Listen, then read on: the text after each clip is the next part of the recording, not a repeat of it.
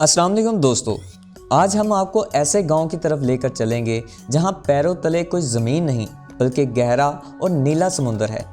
Sir पर खुला आसमान और इन दोनों के दरमियान लकड़ी के तख्तों पर खड़ी एक ऐसी दुनिया जहां ज़िंदगी का पहिया ज़मीन पर नहीं बल्कि पानी पर घूमता है। ये कोई अफसानवी कहानी नहीं बल्कि हकीकत है।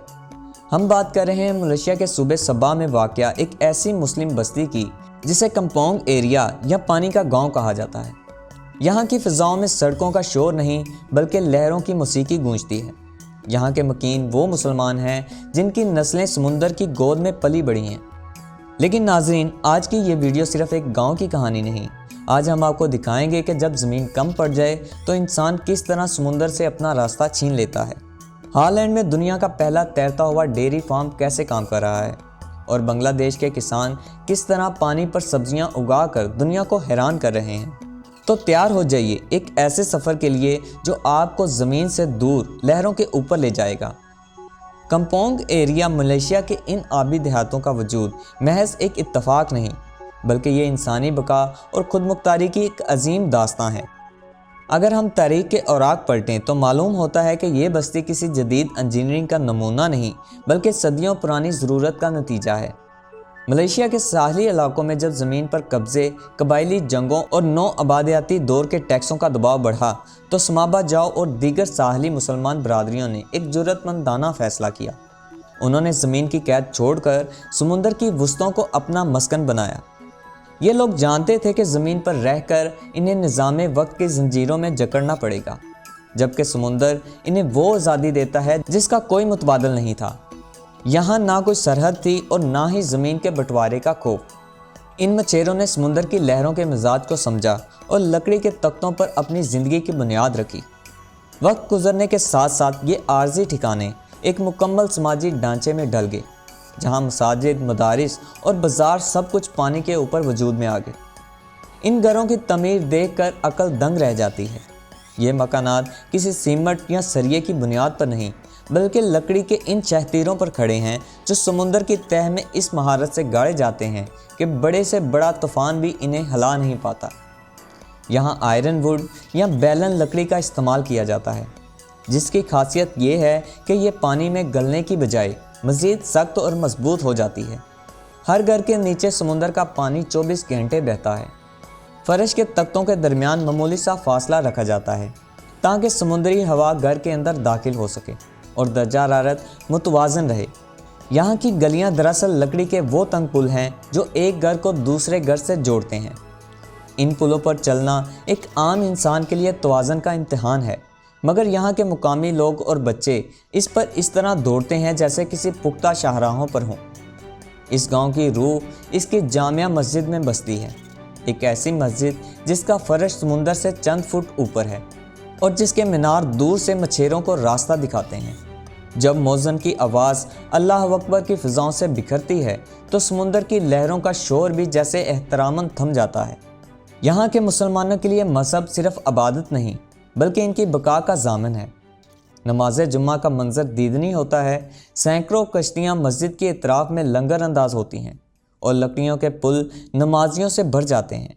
यहाँ की मस्जिद सिर्फ जाए नमाज नहीं बल्कि एक पंचायत घर भी है। समुंदर में शिकार की तकसीम हो, किसी ख़ानदान का झगड़ा हो या नए घर की तमीर का मशवरा, तमाम अहम फ़ैसले इसी मुक़द्दस छत के नीचे होते हैं। इनका ईमान है कि जब तक वो अल्लाह की रस्सी को थामे हुए हैं समुंदर की कोई लहर इनका कुछ नहीं बिगाड़ सकती। कम्पोंग एयर में कोई दफ्तर या फैक्ट्री नहीं है। यहाँ की मईशत का दारोमदार मुकम्मल तौर पर मछली का शिकार है। सुबह सादक जब सूरज की पहली किरण अभी उफ़क़ से नमूदार होती है, यहाँ के मर्द अपनी कश्तियों के इंजन स्टार्ट कर देते हैं। ये मछेरे समुंदर के इन रास्तों से वाकिफ़ हैं जिनका जिक्र किसी नक्शे में नहीं मिलता। दोपहर तक जब कश्तियाँ वापस लौटती हैं तो वो मछलियों, झींगों और केकड़ों से लदी होती हैं। यहाँ की ख़वातीन का किरदार मईशत में अहम है। वो इन मछलियों को साफ़ करती हैं, इन्हें रवायती तरीक़ों से नमक लगाकर सुखाती हैं और फिर कश्तियों के ज़रिए ही करीबी शहरों की मंडियों में फ़रोख्त के लिए भेजा जाता है। यहाँ पैसे की रेल पेल शायद ना हो लेकिन कोई भूखा नहीं सोता। समुंदर इनके लिए एक ऐसा दस्तरख्वान है जो कभी खाली नहीं होता। नाज़रीन, यहाँ के बच्चों की ज़िंदगी किसी मोहनजोई से कम नहीं है।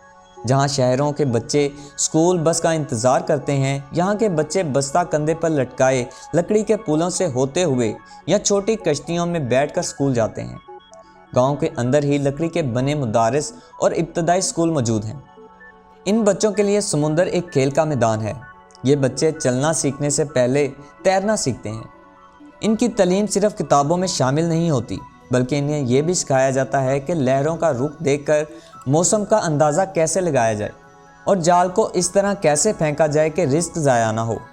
ये नई नस्ल टेक्नोलॉजी के दौर में भी अपनी रवायात से जुड़ी हुई है, जो इस बस्ती के मुस्तकबिल की ज़मानत है। ज़िंदगी हमेशा इतनी पुरसकून नहीं होती। मानसून के मौसम जब बादल गरजते हैं और समुंदर में तलातम पैदा होता है, तो ये पूरा गांव कुदरत के रहमो करम पर होता है। तेज़ हवाओं के थपेड़े जब लकड़ी के घरों से टकराते हैं तो पूरा ढांचा लरज़ उठता है। ऐसे वक्त में यहाँ के लोगों का समाजी निज़ाम काम आता है। खौफ की बजाय यहाँ हिकमत अमली अपनाई जाती है। कश्तियों को मजबूत रस्सियों से घरों के सतूनों के साथ बांध दिया जाता है। पूरे गांव में पहरा दिया जाता है ताकि अगर कोई सतून कमज़ोर हो तो फ़ौरन इसकी मरम्मत की जाए। इन लोगों का कहना है कि समुंदर हमारा दुश्मन नहीं, हमारा घर है और घर से डरा नहीं जाता बल्कि इसका ख्याल रखा जाता है। आज की जदीद दुनिया इस कदीम बस्तियों के लिए नए चैलेंजेस लेकर आई है। बढ़ती हुई आलूदगी और समुंदर में फेंका जाने वाला प्लास्टिक इनके माहौल को मुतासिर कर रहा है।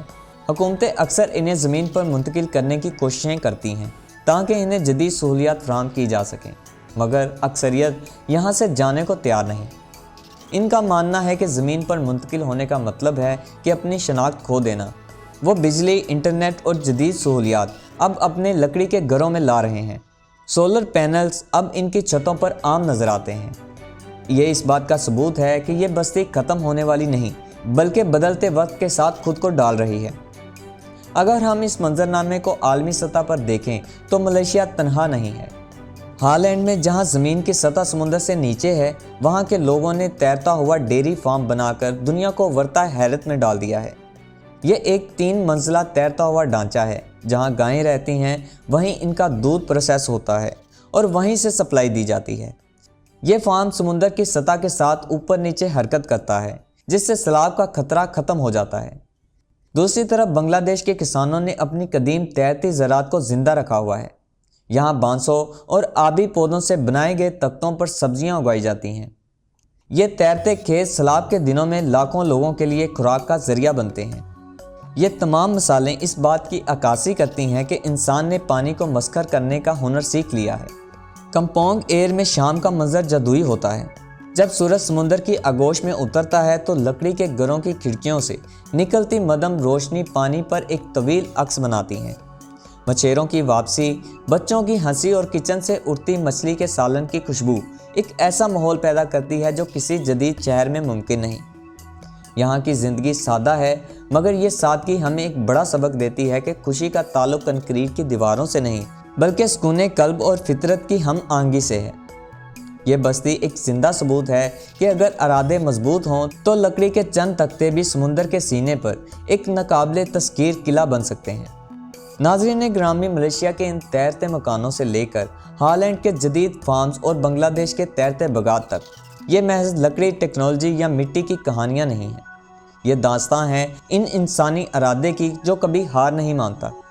आज जब दुनिया बढ़ती हुई हिद्दत और समुंदर की बुलंद होती सतह की खौफ में मुब्तला है, तो शायद इन बस्तियों में हमारे मुस्तकबिल का कोई हल छुपा हो। शायद आने वाली सदियों में हमारे बड़े शहर भी इसी तरह लहरों पर तैरते नजर आएं। ये लोग जो आज हमें अजीब लगते हैं, कल की दुनिया के पेशरो साबित हो सकते हैं। हमें अपनी राय से कमेंट में ज़रूर आगाह कीजिएगा। उम्मीद है कि पानी के ऊपर इस हैरत अंगेज़ दुनिया का सफ़र आपको पसंद आया होगा। अगर इस वीडियो ने आपके इल्म में इजाफ़ा किया है और आपको कुछ नया सोचने पर मजबूर किया है, तो इसे लाइक ज़रूर करें और अपने दोस्तों के साथ शेयर करें। मिलते हैं अगली वीडियो में एक और नई हकीकत के साथ। तब तक के लिए अपना और अपने प्यारों का ख्याल रखें। अल्लाह हाफिज़।